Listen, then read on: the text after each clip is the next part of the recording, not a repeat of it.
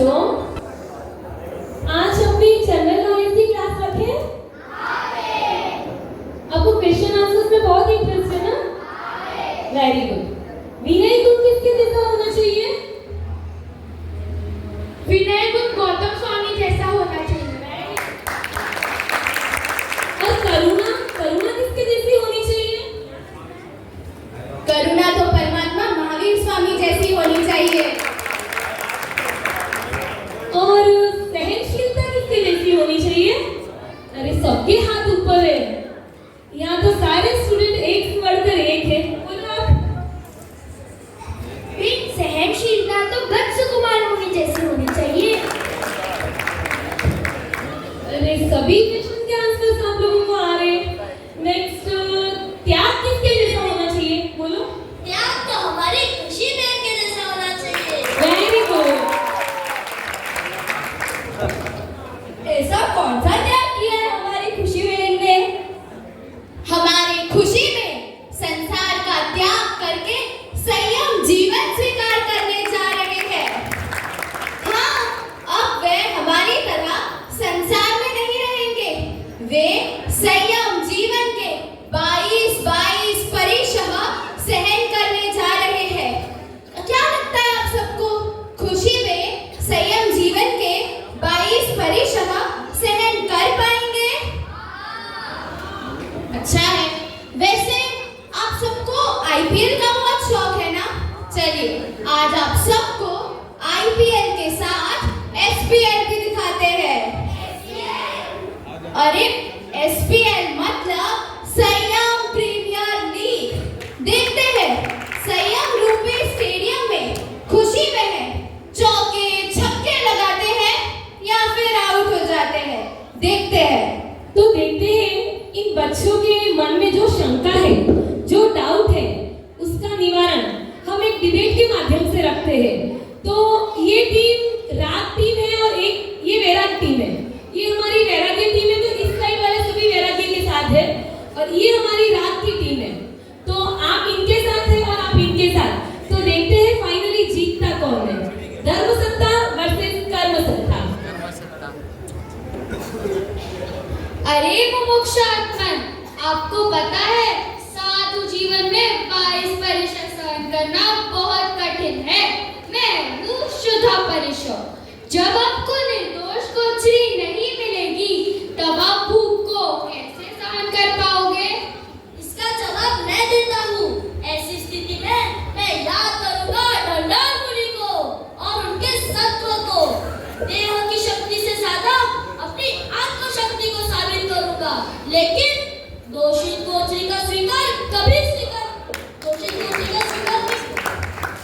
अरे भाई, आप थोड़ा शांत रहो और मुझे भी सुनो। मैं हूँ पिपासा परिषद। आपको गर्मी के दिनों में विहार करते हुए कभी पानी की प्यास लगेगी, तब आप कैसे सहन करोगे उस प्यास को? अरे भाई, ये तो बहुत ही इजी है। मन में फैलाएंगे अहिमुत्ता मुनि को और याद करेंगे निर्जला उपवास करने वाले महात्माओं को। हे आत्मन, तू अनहारी पद का भोगता है। ओ भाई, आप जरा शांत रहो और वैराग्य जीवन की बात आपके पास ही रखो। देखो, मैं हूँ शीत परिषद। जब ठंडी की सीजन में आपको ठंडी लगेगी तब आप उसे कैसे सहोगे? ना ही आपके पास हीटर होगा और ना ही मजेदार कंबल। मात्र एक कामली से आप ठंडी को कैसे दूर कर पाओगे?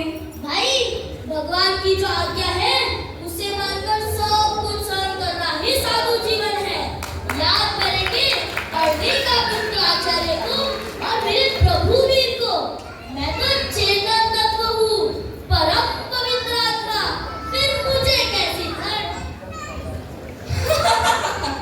भगवान की आज्ञा, यह सब बातें करना तो बहुत सरल है, लेकिन जब वास्तविक जीवन में यह सब सहन करना पड़ेगा ना, तभी समझ आएगा। आज के समय में आप लोग बिना फैन और बिना एसी के रह सकते हो क्या? मेरा नाम है उष्ण परिषद। जब गर्मी के सीजन में आपको गर्मी ज्यादा लगेगी, तभी कैसे सहन कर पाओगे? ना होगा एसी, ना होगा कूलर, ना होगी कोई ठंडे ठंडे पानी से नहाने की सुविधा। तभी क्या करोगे? कैसे करोगे एडजस्ट? बोलो बोलो, अब बोलो। मैंने अपना जीवन मंत्र बना दिया है, एडजस्टमेंट एवरीवेयर। याद करेंगे गज सुकुमार मुनि को और याद करेंगे हमारी अनंत बार की भव ब्रह्मणा को, और उसमें नरक गति के सर्दी और गर्मी के सामने ये तो कुछ भी नहीं है। अब इतना भी कायल नहीं हूँ मैं। क्या क्या कहाँ कहाँ एडजस्ट करोगे? देखो मेरा नाम है दंश परिषा। आप उपाश्रय में रात्रि संतारा करोगे तब मच्छर द्वारा डंगी पीड़ा का उपाय और निवारण कैसे करोगे? ना होगा गुड नाइट, ना होगा ऑल आउट। तुम नाहक ही मुझे डरा रहे हो। देखो मेरे साथ मेरे मन में बसे रहेंगे सुघोषण मुनि। उनकी संतानासर को अपना कर जीव मैत्री के पाठ के द्वारा तुम्हें तो हम जीत ही लेंगे। वाह वाह, मात्र ये बड़ी बातें करने से वाहवाही नहीं होती। सोच लो, मैं हूँ अचला परिशः। सोच लो, तुम्हारे पास फैशन डिजाइनिंग ड्रेस नहीं होगा। तुम्हारी फैशन डिजाइनिंग और ड्रेस सब इधर ही रह जाएगा। कभी कोई प्रिय वस्तु मिलेगी या ना मिलेगी, नो गारंटी। तो अब बोलो, अपनी शरीर की मूर्छा कैसे उतारोगे? मैं याद करूंगा मास्तुष मुनि को। मानुषक मातुष, इन दो शब्दों से समाधान करूंगा और राग द्वेष से दूर रहूंगा। ओ मोक्षात्मन, मेरी स्पिन बॉलिंग के सामने आप क्लीन बोल्ड हो जाओगे, डायरेक्ट आउट। क्योंकि मेरा नाम है अरति परिश्रह। साधु जीवन में प्रतिकूलता तो आएगी ही, तब आप समता भाव में किस तरह से रह पाओगे? बहुत ही आसान होगा, क्योंकि जब हमारे गुरु भगवान उन्हें रजोहरण प्रदान करेंगे तभी करेली बनने का पचकान देंगे, जिसमें संभाव में रहने का पचकान होगा। हमारे देव गुरु की कृपा से समता की साधना भी अवश्य ही कर सकेंगे, क्योंकि हमारे आइडियल है हमारे समता मूर्ति प्रभु महावीर। आप कहते हो आपके आइडियल है आदर्श प्रभु महावीर, लेकिन ये बात चौथे आरे में संभव हो सकती है। अभी तो पंचमारा चल रहा है और मैं हूँ चर्या परिश्रम। आपके शरीर को जब थकान महसूस होगी तब भी आपको विहार करना पड़ेगा।